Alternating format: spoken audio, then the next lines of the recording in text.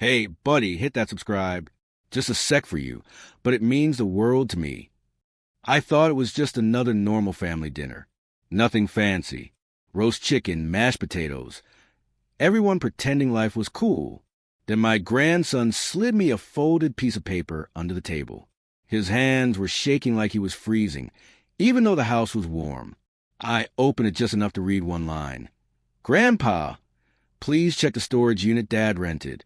Unit 247. Mom's birthday, backwards. You need to go before Friday. I looked up at him immediately. He wouldn't look back. Just stared at his plate like it had all the answers. Meanwhile, my son's new wife, Caroline, was talking nonstop about some shopping trip, like nothing in the world was wrong. That's when my gut dropped. Hard, because when a kid is that scared and trying hard to hide it, something is seriously messed up. Let me rewind for a second. My name's Richard. I'm 67 years old, retired, living a quiet life that's supposed to stay quiet. 3 years ago, I lost my wife Patricia to cancer. That loss hit all of us, but it nearly broke my son, Thomas. He was a grown man, 42 years old, but losing his mom wrecked him. Patricia was the backbone of our family. Without her, everything felt off balance.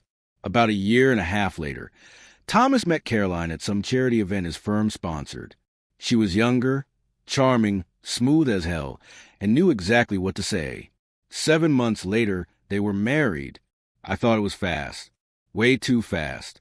But Thomas was lonely, and after years of being single, he looked happy again. Or at least, I wanted to believe he was. Thomas has a son from his first marriage. Jake, my grandson, 15 years old. Smart kid, observant, too observant sometimes. Jake splits his time between his mom's place in Toronto and Thomas's house. When Caroline first came around, Jake said his dad was smiling more, laughing again. That gave me hope. Caroline even won me over at first. She called me Dad, brought me homemade food, asked about my woodworking. She played the part perfectly. But about 6 months ago, cracks started showing. Thomas looked exhausted all the time. Lost weight, dark circles under his eyes. He brushed it off as work stress. Some merger his accounting firm. Made sense until it didn't. He started forgetting things, repeating stories.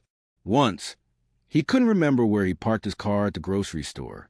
That's not normal for a guy who's always been sharp as a tack. Jake noticed too. I could see it in his eyes every time he visited. He watched his dad like he was scared to blink. But whenever I tried to ask him what was wrong, he shut down, said everything was fine. That's kid code for nothing is fine. Then came that dinner. Thomas barely ate. Caroline kept touching his arm, telling him to keep his strength up in this sweet, fake sympathetic voice that made my skin crawl. And then the note. That night, I didn't sleep at all. I just lay there replaying everything. Thomas's confusion, Jake's fear, Caroline's perfect smile. And one question kept looping in my head. What the hell was in that storage unit? The next morning, I drove straight to the facility. Big place. Long rows of metal doors. No cameras that I could see near the second floor. My heart was pounding like I was about to do something illegal, because technically I punched in the code Jake gave me. The lock clicked. Inside were 3 boxes. That's it. No furniture. No junk. Just boxes. I opened the first one and felt the blood drain from my face. Because sitting right on top was a new will. Thomas's will, dated 2 months ago. And every single thing he owned was left to Caroline. No mention of Jake. Not a dollar. Not a word. That's when I realized this wasn't about stress. This wasn't about illness. This was something darker. Something planned. And I had just stepped straight into it. But the will wasn't even the worst thing in that storage unit. Not even close. Because the second box held something that proved my son wasn't sick at all. He was being slowly poisoned. The second box. Oh man, the second box was worse than I could have imagined. Inside were vials. Tiny little bottles with no labels. Some clear, some with a faint yellow tint. My stomach turned. Jake's eyes came back to me from that dinner, pleading silently. Don't let them know I told you. I realized in that moment, this wasn't just greed or shady new wife scheming. Someone wanted my son out of the picture permanently. And Caroline? She was smiling like she wasn't on at all. I knew I had to be careful. One wrong move, one sudden accusation, and it could all blow up, my grandson included. So I did what any paranoid, protective grandpa would do. I took photos with my phone, documented every vial, every scrap of paper in the box, and then carefully closed it back up. Driving home, my mind was spinning. How long had this been going on? Was Thomas really getting poisoned slowly, like some horror movie plot, while the rest of us pretended life was normal? And why hadn't Jake said anything sooner? Then I remembered. He had been terrified. Caroline wasn't just manipulative. She was controlling, sneaky, smart enough to keep a kid in check. I couldn't wait. I had to check on Thomas. I pulled up to his house. Caroline's car in the driveway. My heart skipped a beat. He was inside, looking exhausted, slumped on the couch. I walked in carefully, pretending I was just stopping by for a casual chat. "Hey, Dad," Thomas said, his voice hoarse. "Everything okay with you?" I smiled weakly. "Yeah, just wanted to see my favorite kid." He chuckled, but it sounded forced. Too forced. That's when I noticed a glass on the coffee table. Water?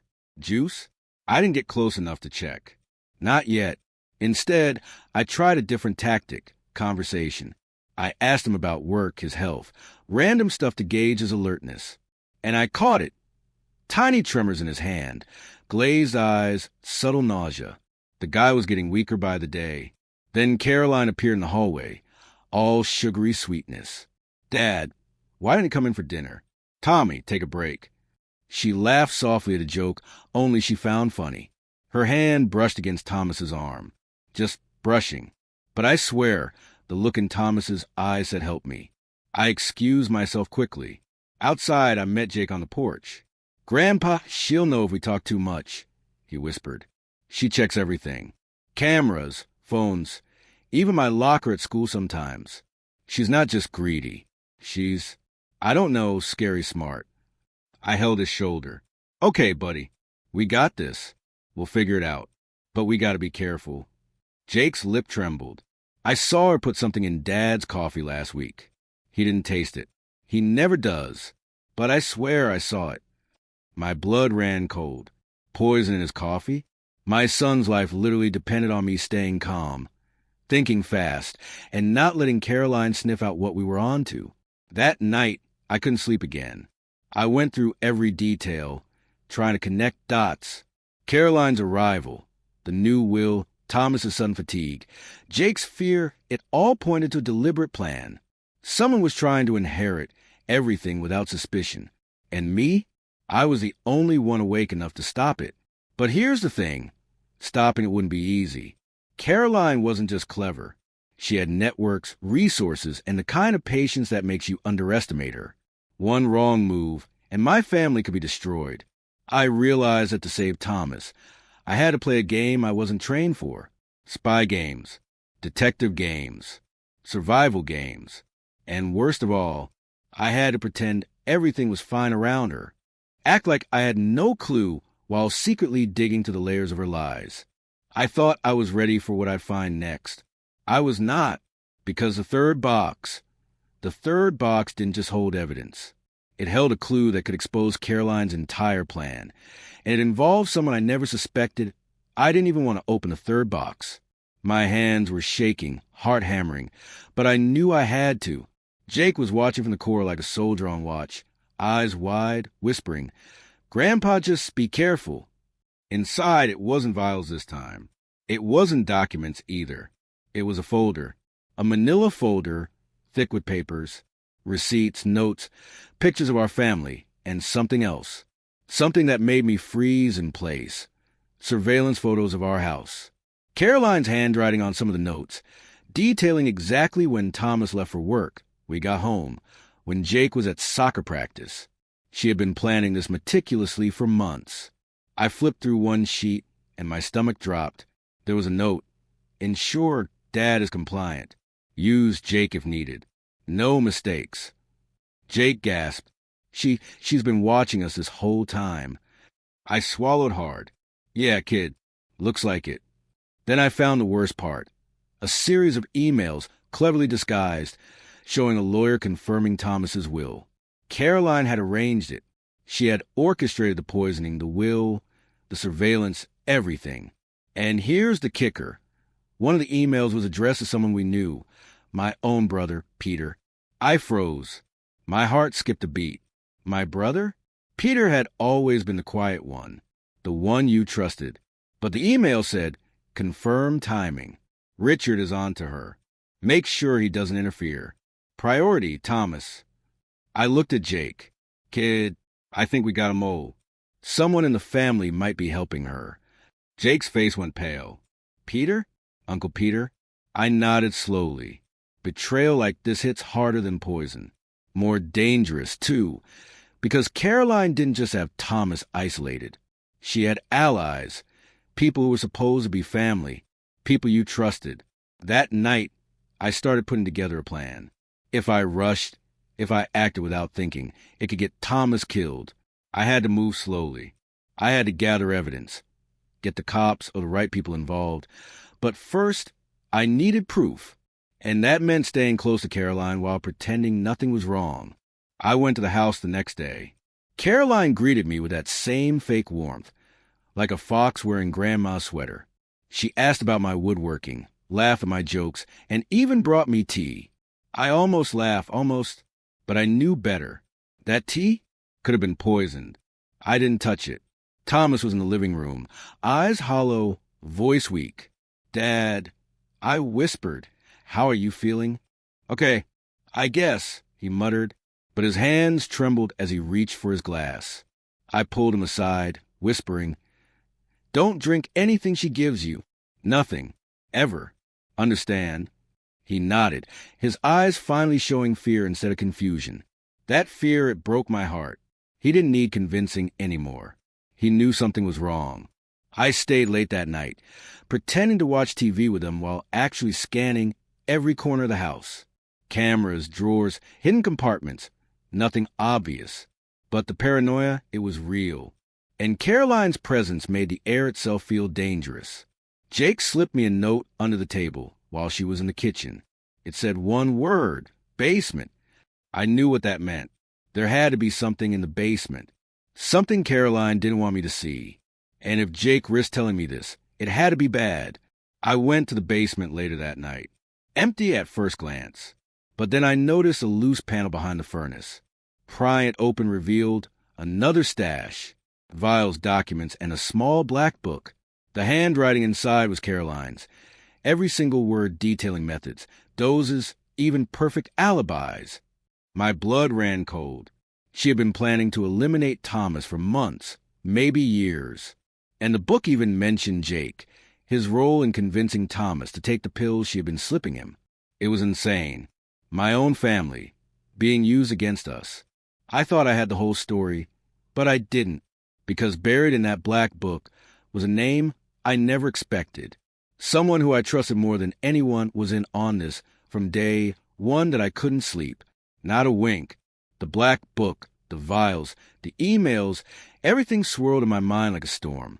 And that name in the book, my blood ran cold when I realized it. Peter, my own brother.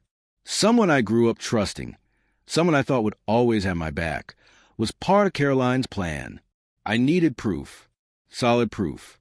Photos, recordings, anything that could expose both Caroline and Peter before Thomas ended up like Patricia. Gone too soon. Jake stayed with me that night, whispering, Grandpa, she's gonna notice if we move too fast. She's smart. Like, scary smart. I know, kid, I said. We gotta be ghosts. Quiet, careful, invisible. We spent hours planning. Every day, I watched Thomas like a hawk. Any sip of water, any pill, any interaction with Caroline, I had to intervene. I started documenting every little thing. Phone photos, hidden videos, timestamps, everything. The paranoia grew, but survival demanded it. 2 nights later, I decided to confront Peter. Not openly, no way. I arranged a casual visit, something to lure him into talking. He arrived, smiling like nothing was wrong. But when I mentioned Thomas's health, His smile faltered. I don't know what you're implying, Peter said. Too quickly. I pressed just enough. Jake gave me a heads up. Emails. Notes. I know. His face went pale. I could see the gears turning in his head. For a second, I thought he might break down and confess. But then he recovered. Cold. Calculating. You're imagining things, Richard. Don't drag me into your paranoia, he said. That's when I knew. He wasn't going to help. He was fully in. Caroline had him in her pocket, or maybe they both shared the same ambition. Either way, this was bigger than I thought. The next day, I had to act fast. I went to the storage facility again. This time, I brought a tiny hidden camera and recorded every box, every vial, every document. I needed undeniable evidence in case the unthinkable happened. Jake helped me, sneaking around while I documented. His bravery amazed me. That kid had grown up in fear, but was still ready to fight for his dad. I whispered to him, "You're my hero, kid. Don't forget that." But things weren't going to get easier. Caroline started noticing changes. Subtle things. My sudden interest in Thomas's medicine, my quiet presence during conversations, Jake's new cautious behavior. She was sharp, too sharp. Then came the breaking point. That evening, I walked in the living room to find Thomas unconscious on the couch, a glass of water tipped over, pills spilled beside it. My blood boiled. I grabbed him, checked his pulse, and realized he was alive but fading fast.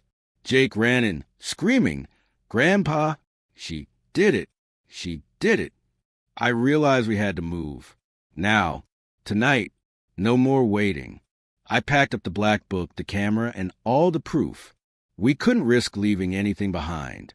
But Caroline, she wasn't going down without a fight. As I opened the front door, I saw her standing there, arms crossed, eyes cold.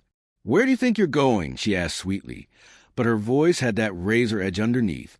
"You know exactly where we're going," I said, holding the evidence tight. "And it's over." Her smile widened. "Oh, Richard, you're cute, thinking you can outsmart me. But you forgot one thing. Peter told me you were snooping. You're moving too slow." My heart sank. She knew. She always knew. And in that moment, I realized the fight for Thomas and Jake's lives wasn't just about exposing her. It was about surviving her. We ran that night, out into the dark, carrying every piece of evidence, dodging a woman who could have killed us in an instant. But I didn't know. Caroline had already set her next trap, and this one was designed to make sure none of us made it out alive. We ran into the night, the evidence clutched tight in my hands. Jake was right behind me, panting, his backpack bouncing with every step. Thomas. He stumbled at first, but somehow managed to keep up. The streetlights flickered, and shadows danced like they were trying to catch us. Caroline's laugh echoed behind us. Low, sinister, chilling. She wasn't just chasing us. She was enjoying it. Every step we took, she was calculating, waiting for the perfect moment to strike. I led them to an old friend's cabin outside town. Abandoned for years, no cameras, no prying eyes. Perfect for hiding, at least for now. We barricaded the door, checked the perimeter, and caught our breath. Thomas collapsed on the dusty couch, pale and shaking. Jake whispered, "Grandpa, she'll find us." "I know, kid," I said, my voice tight, "but we're not giving up. Not now, not ever." I went to the black book again, looking for anything I missed. That's when it hit me, the entries about Peter, the way he was coordinating with Caroline, giving her intel on our moves. I felt a wave of anger that made my hands shake. My own brother, feeding them information like a rat in the walls. Then we heard it, a car engine, quiet, deliberate, crawling down the dirt road. Caroline. I could almost feel her grin as the headlights cut through the trees. We had no choice. We grabbed the essentials, evidence, documents, phones, and ran out the back, through the woods, down the hill, slipping through undergrowth, each of us soaked in fear.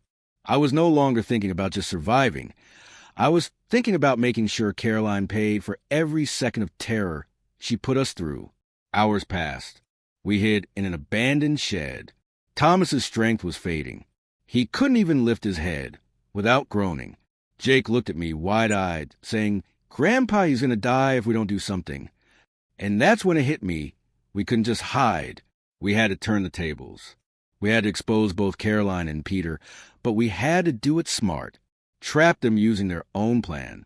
And that meant luring them into a situation they couldn't control. I pulled out my phone and started recording. Everything, our conversation, the vials, the black book, every move we'd made, every threat they posed. Jake helped, whispering instructions like a tiny strategist. Thomas nodded weakly, his eyes finally alive with determination. We set a trap for Peter first. Using the emails from the black book, I sent a message, carefully worded, convincing him we had evidence but weren't sure how to act. And just like that, he took the bait. Caroline came next, confident, thinking we were cornered, but she hadn't accounted for human instinct when cornered by desperation. By now, her arrogance was her biggest weakness. Then, the final moment. Peter showed up first, all smug, thinking he was in control. I had hidden cameras rolling, every move documented. Jake, Thomas, and I waited in the shadows. And when Caroline appeared, that's when the truth hit both of them like a freight train. We had everything. Peter froze. Caroline's grin faltered. She realized too late that she underestimated us. And me? I wasn't just Richard the retired grandpa anymore. I was the force that refused to lose his family. But here's the kicker. Just when we thought we had them cornered, Caroline pulled something out from her sleeve, something I never saw coming. And it changed everything. We were cornered. Woods behind us, Caroline and Peter closing in, and the night thick with tension. Every sound felt amplified. Twigs snapping, leaves rustling, our own breathing. This was it. Either we survived or everything we loved was gone. Caroline stepped forward, all confidence and venom wrapped in a smile. "Well, Richard, you really think you won? You've been running in circles, chasing shadows. And now, here you are, exhausted, weak, tired." I clenched my fists, heart pounding. "You mess with my family, my son, my grandson, and now it ends tonight." Peter snickered, too smug for his own good. "Yeah, Richard, what are you going to do? We've been planning this for months. You're outnumbered, outplayed, and outsmarted." That's when I revealed the trap. Hidden in the woods were cameras, hidden microphones, and an automatic alert I'd set for the authorities. Every movement, every word, every confession was being recorded. And Caroline and Peter, they didn't know. Not yet. Caroline's confident grin faltered slightly. You think you're smart, old man." "Old?" I smirked. "Nah, just careful. And desperate." Thomas, though weak, stepped forward beside me. "Dad, we're not letting her win." His voice was hoarse, but it carried a steel I hadn't heard in years. Jake, holding the black book and evidence, nodded fiercely. The final showdown was tense. Caroline lunged at us, trying to grab the evidence. Peter tried to block Thomas. But we were ready. I dodged, grabbed the book, and Jake threw a vial, fake, just to distract her, while Thomas tackled Peter to the ground. In the chaos, Caroline slipped on loose dirt, lost her balance, and fell. That moment gave me the chance to finally grab her hands and press the camera evidence right into her face. Every document, every vial, every email, all recorded, all accounted for. Sirens wailed in the distance. I smiled grimly. The authorities were on their way. Caroline's panic was palpable. Peter's arrogance shattered. They realized too late that their entire plan was crumbling around them. When the police arrived, both Caroline and Peter were taken into custody. The evidence we had collected, photos, videos, emails, and the black book, ensured they couldn't weasel their way out. Justice was coming finally. I turned to Thomas. His face was pale but alive. "Dad, you okay?" He nodded slowly, tears welling up. "Thanks, Grandpa. Jake. Thanks, buddy. I don't know how we made it, but we did." Jake grinned, exhausted but proud. "We did what we had to do. You saved us all." As we left the woods, the first rays of dawn broke through the trees. For the first time in months, the fear and paranoia melted away. Caroline and Peter were gone, their plan foiled. Our family was still intact. Not perfect, not healed, but alive. I hugged Jake tightly, feeling the weight of everything lift slightly. Kid, you were brave. You never gave up. That's what kept us alive. Thomas joined us, and for the first time in a long while, I saw genuine relief in his eyes. We can start over slowly. Careful, but we survive, and that's what matters. And as we walked back toward civilization, I realized something crucial. No matter how clever, how patient, or how ruthless someone is, family fight harder. Blood, love, and loyalty, those things can't be faked. And they sure as hell can't be poisoned. We thought it was over. That Caroline and Peter were gone for good. But later that night, Jake whispered to me, "Grandpa, I saw her watching us. From the road. She's not done yet." I clenched my jaw, knowing the story might not be fully over. But for now, we survived. And that was enough.